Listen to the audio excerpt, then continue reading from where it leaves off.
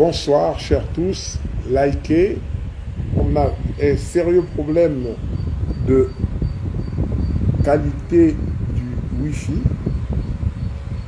Sérieux problème. Nous sommes à notre troisième tentative de connexion.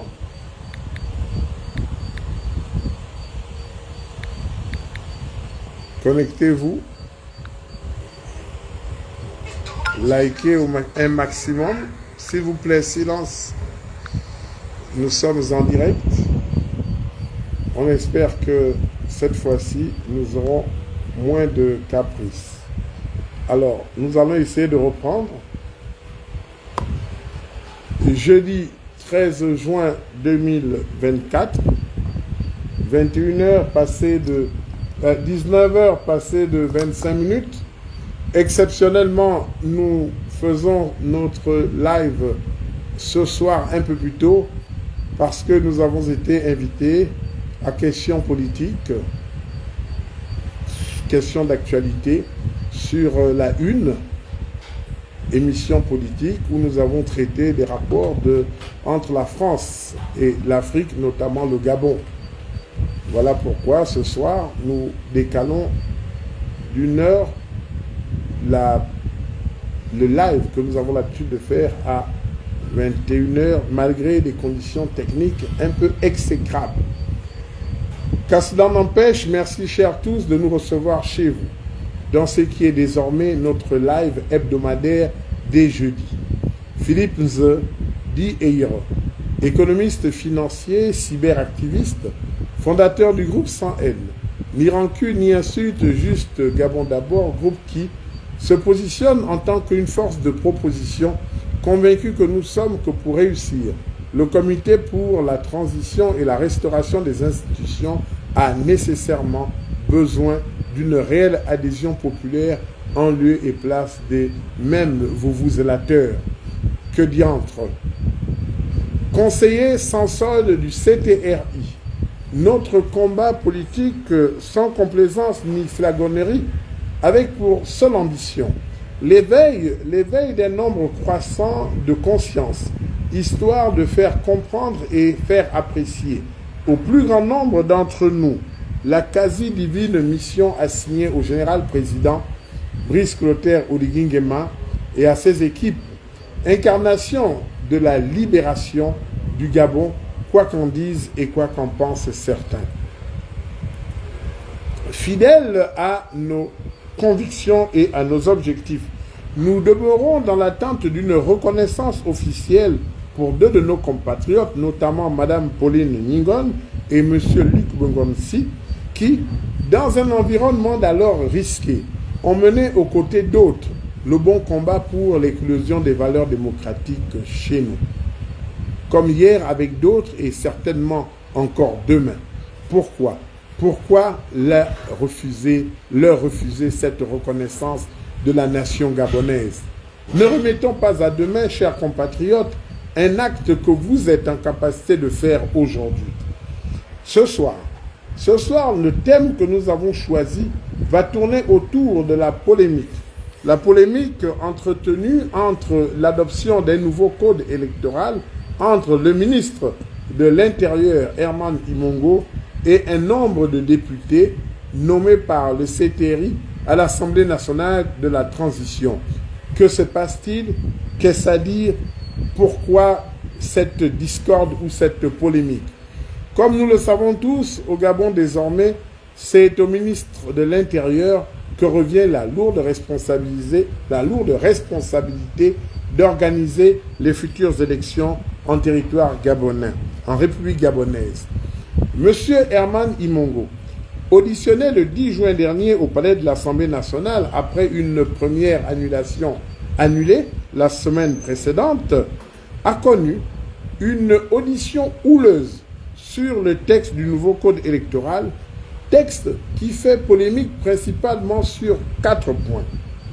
Premièrement, les députés reprochent au ministre de ne pas avoir respecté les règles de procédure au niveau de la transmission du dit document 48 heures à l'avance comme l'exige le règlement intérieur car, disent-ils, ils n'ont pas eu le temps nécessaire pour pouvoir prendre connaissance et donc pour préparer les questions qui sied en pareille circonstance.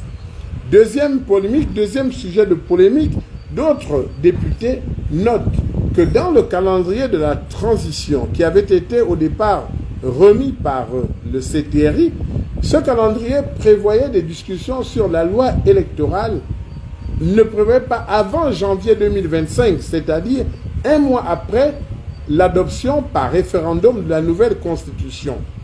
Donc le respect du dit chronogramme à leurs yeux est très important car c'est le texte fondamental, la Constitution, qui définit les conditions d'organisation des dites élections, qui est candidat, qui ne l'est pas, le type de scrutin, le mode de scrutin, le régime politique qui sied, etc., etc.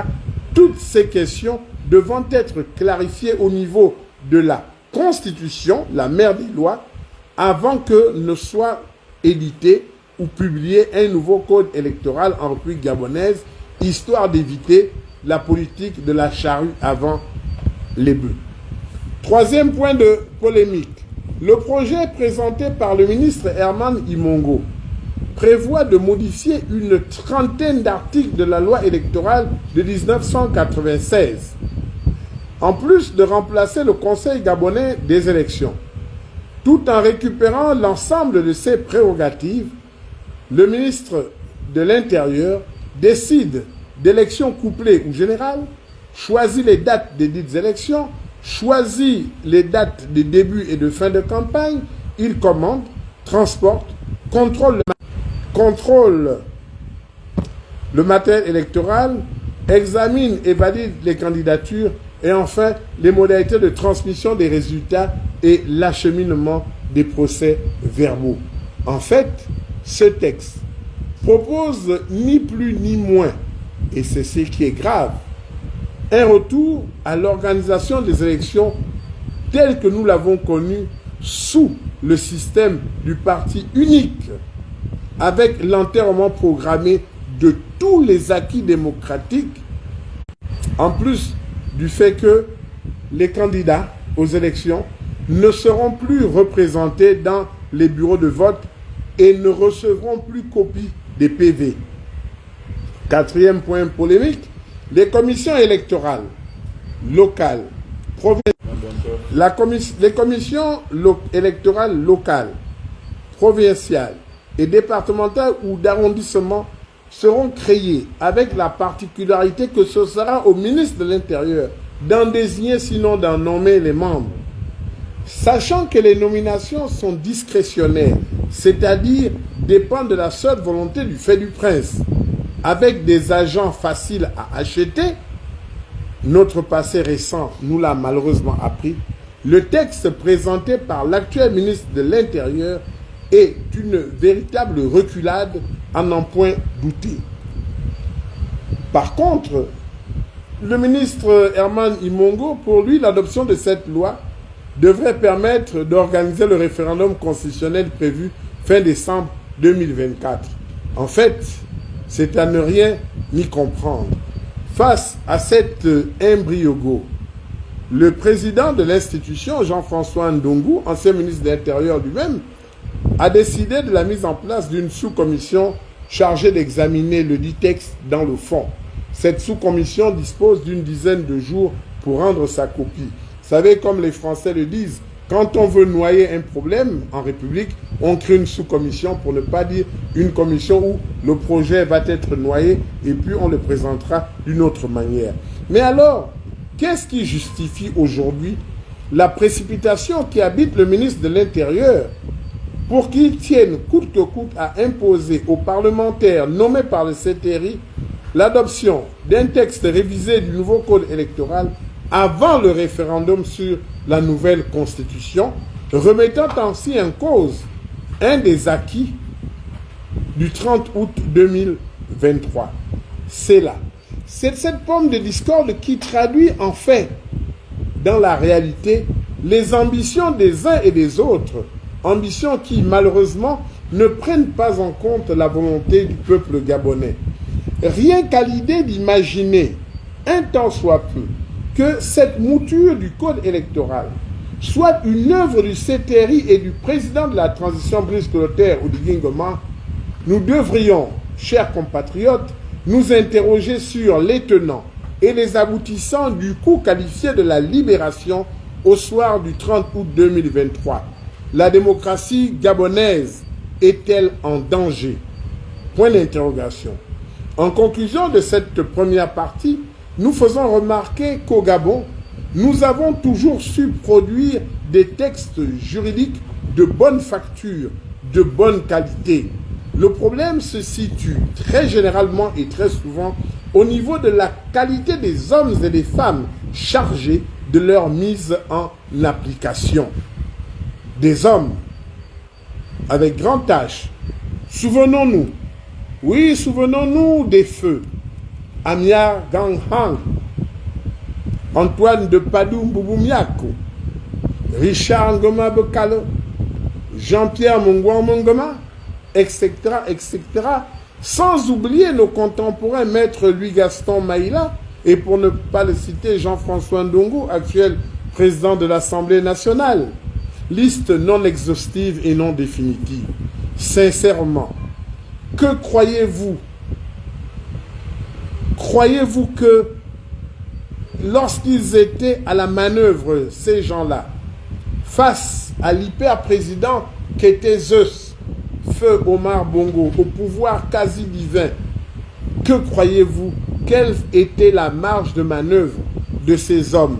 Que pouvaient-ils faire d'autre sinon exécuter et se plier à la divine volonté de Zeus protégé par la GP, la garde présidentielle devenue GR, et par l'amicale présence des bidasses françaises du camp de Gaulle pour se maintenir à son trône contre la volonté exprimée du peuple gabonais, volonté qui ne comptait que pour du beurre, à l'instar de cette histoire vécue par Madame Pauline Ningon, ancienne ministre, première femme gouverneure de province, notamment gouverneur de la province de l'Estuaire, qui, lors de la dépouille, des urnes au décompte des voix de la présidentielle de 93, qui a voulu aller jusqu'au bout de la logique au décompte des voix, a été mise de côté, a été ostracisée, a été bannie de la société politique gabonaise.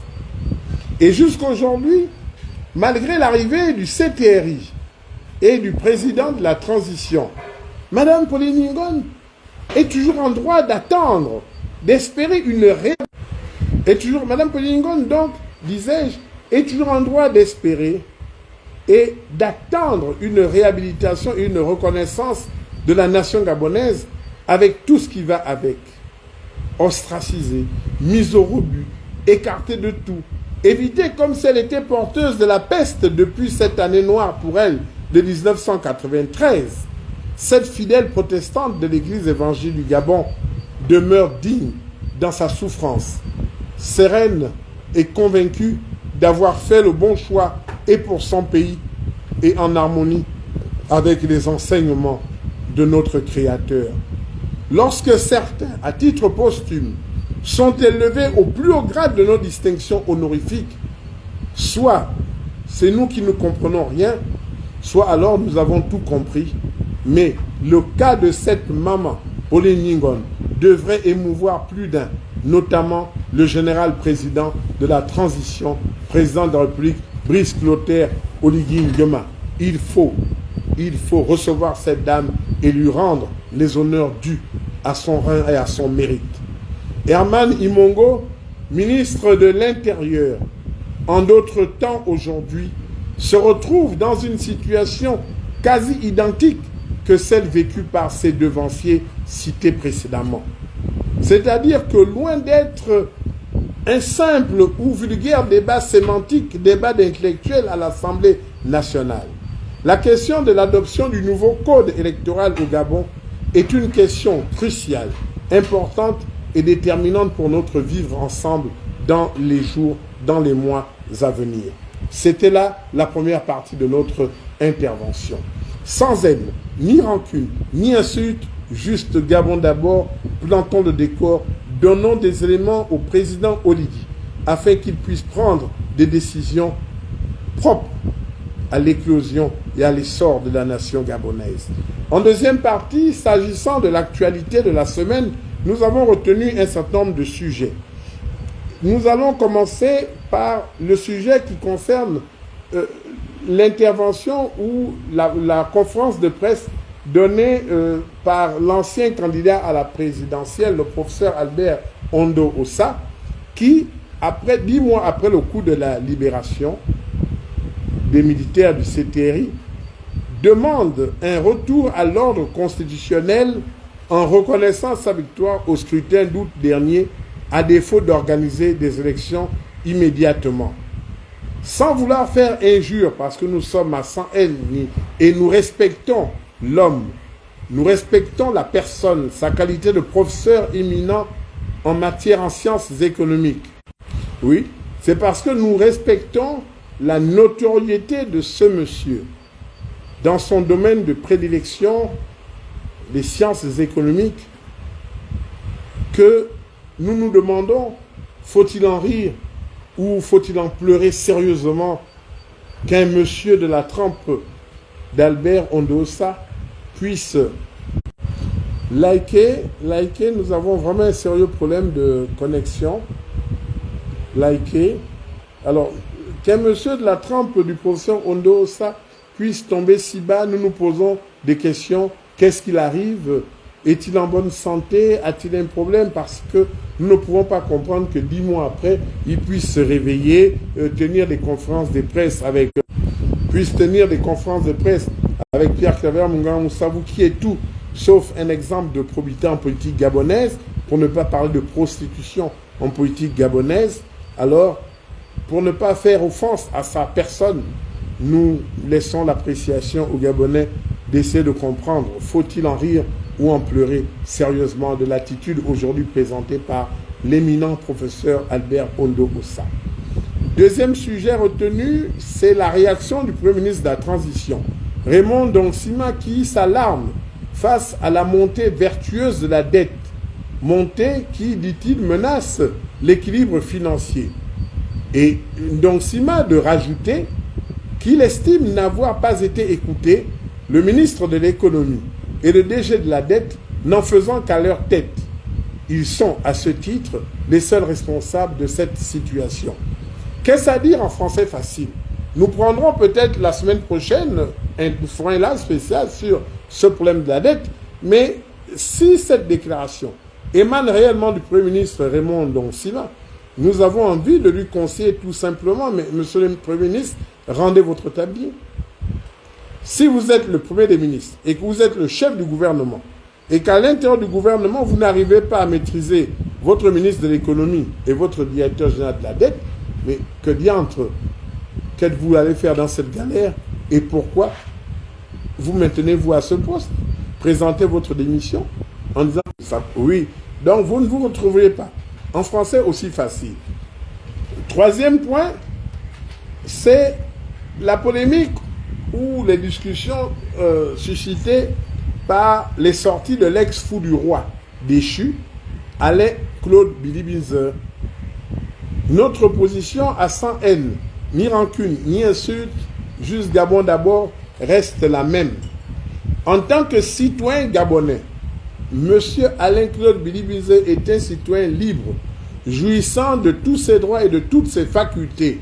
À ce titre, il est en droit d'user de son droit de parole à volonté, sauf qu'en sa qualité d'ancien Premier ministre, responsable du PDG et proche parmi les intimes collaborateurs de Boa, Bongo Ondimba Ali, nous estimons à sans haine, ni rancune, ni insulte, juste Gabon d'abord, qu'il eût mieux valu pour ce monsieur, pour l'instant, pour lui et les siens, qu'il s'astreigne que M. Billy-Binzer s'astreigne au mot de silence en mémoire de ses compatriotes, de nos compatriotes, qui ont perdu leur vie, qui ont perdu leur outil de travail, du temps de sa cynique splendeur quand il était tout puissant.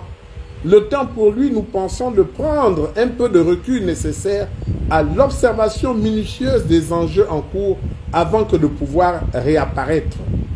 Mais, me direz-vous, ainsi est faite la vie politique au Gabon, puisque dans le même temps, nous voyons comment un M. Frangema, ex-ministre de la Jeunesse et des Sports, désormais transformé en Père Noël bienfaiteur dans certains quartiers de Libreville avec son mouvement politique Gabao, alors que les autorités de la transition avaient demandé que pour un temps, les activités, les mouvements politiques soient suspendus. Donc, s'il est autorisé à M. Frangema de pouvoir se pavaner libre dans Libreville, mais pourquoi pas alors à Alain-Claude Bilibizé, serait-on tenté de dire, tellement les populations gabonaises semblent disposées à entendre n'importe qui et n'importe quoi, histoire de s'accrocher même au serpent lorsque nous sommes en pleine noyade. C'est malheureusement ce qui se passe aujourd'hui au Gabon, où nos populations sont plus astreintes à aller écouter ceux qui ont l'argent, ceux qui peuvent leur donner un t-shirt, une régate, même si ces gens-là ont volé, ont pillé les deniers publics il n'y a pas si longtemps. Moralité, que fait-on? Moralité, où es-tu au Gabon? Nous allons tomber sur un sujet un peu plus joyeux, c'est la victoire avant-hier des Panthères, mardi. Dans un match capital renversant contre la Gambie, le Gabon est sorti victorieux 3-2 après avoir été mené en première mi-temps. Et avec cette victoire, les Panthères reviennent sur la Côte d'Ivoire dans le cadre des éliminatoires pour la Coupe du Monde 2026. Nous avons vécu l'incident lié à la coupure d'électricité durant la mi-temps au stade de Franceville en plein match, mais au-delà de poser ce problème, ce sempiternel problème des coupures électriques, pour une fois, nous pouvons dédouaner la SEG dont la lettre de cadrage est tombée à point nommé. À l'opposé des belles images du chef de l'État, Brice Clotaire Oligui Nguema, festoyant avec les joueurs et le staff des Panthères, héros d'un soir, la semaine dernière, nous posions ici même, à notre rendez-vous hebdomadaire, la question de savoir s'il faille que les cyberactivistes ou les activistes, ou s'il faille que les compatriotes usent d'un langage grossier, ordurier, pour ne pas dire impoli, pour se faire entendre par la première autorité du pays, parce que c'est ce qui a marché à l'époque dans sa politique avec M. Bongo pour M. Pierre Claver Manga Moussavou, qui passait son temps à l'insulter la journée et qui était reçu au salon marocain, dit-on, nuitamment. Nous comprenons bien que M. Brice Clotaire Oligui Nguema, le général Brice Clotaire Oligui Nguema, s'inscrit dans la lignée de son père tutélaire, Feu Omar Bongo. Mais nous disons et nous conseillons au président de promouvoir, de faciliter la promotion par l'excellence, comme les belles images avec les Panthères, de donner ces images-là parce qu'il est le représentant du Gabon. Et tout ce qu'il fait est scruté par la jeunesse gabonaise pour l'avenir. Il ne doit pas donner lieu et place à ses côtés à des gens, soient-ils activistes, mais qui se singularisent par leur impolitesse parce que en les appelant à ses côtés, ils donnent un mauvais exemple à la jeunesse gabonaise. Nous devons valoriser le Gabon par le haut et non par le bas. Ensuite, nous avons le problème de la pénurie du sucre. La pénurie du sucre, ça c'est encore une des aberrations héritées du système déchu.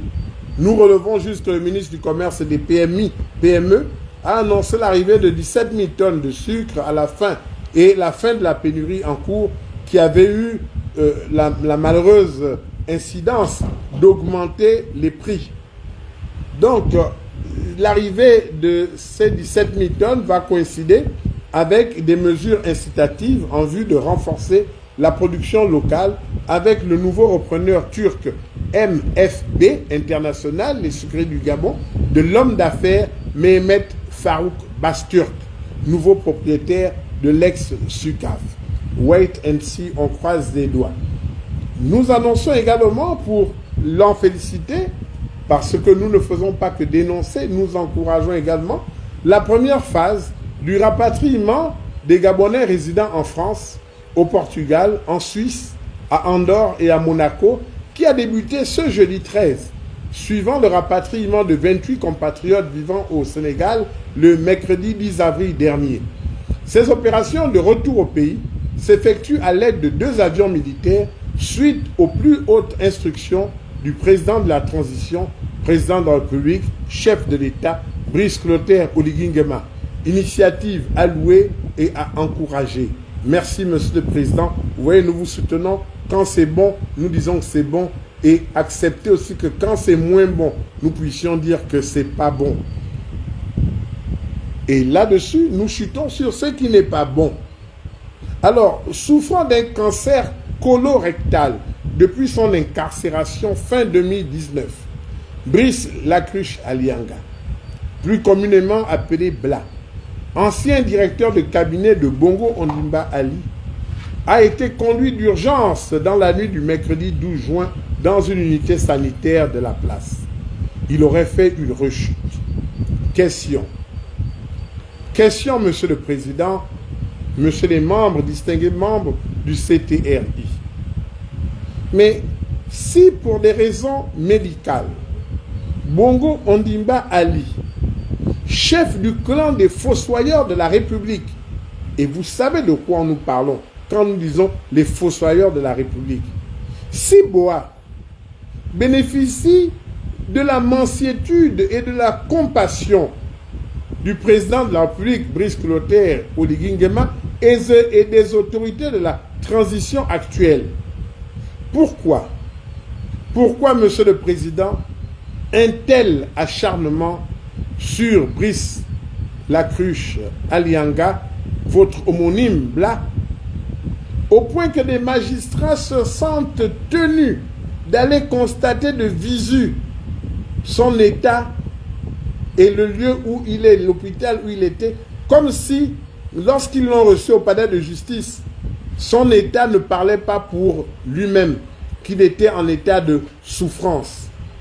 Mais, Monsieur le Président, la compassion que vous avez pour votre ancien patron, Boa, Bongo Ondimba Ali, et la même compassion pour votre homonyme, votre frère, Brice Lacruche Alianga, que vous connaissez personnellement.